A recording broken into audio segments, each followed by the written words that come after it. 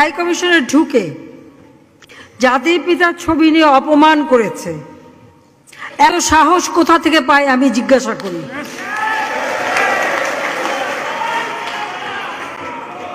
আমি জানি না আমাদের হাই কমিশনে এখন কারা বসেছিল এবং তারা সেখানে কিছুই করতে পারলো না কেন, সেটাও বড় প্রশ্ন। আর আমি আমার প্রবাসী যারা বাঙালি, না আমার প্রবাসী বাঙালিদেরও আমি বলবো যে যারা এই ঘটনাগুলি ঘটিয়েছে তারা চলাফেরা করে না, তাদের দেখেন না।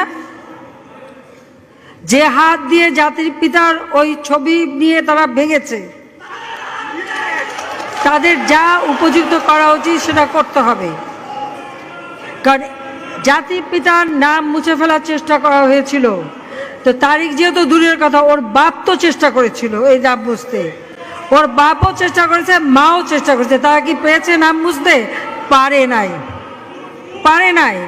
ইতিহাস কখনো কেউ চাপা দিতে পারে না।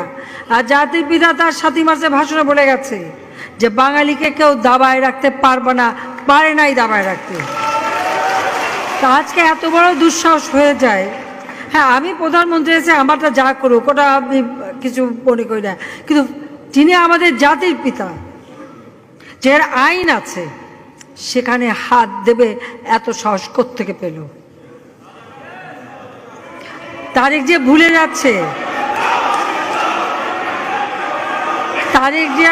যাচ্ছে যে তার মা দুর্নীতি করে জেলে গেছে। আস্তে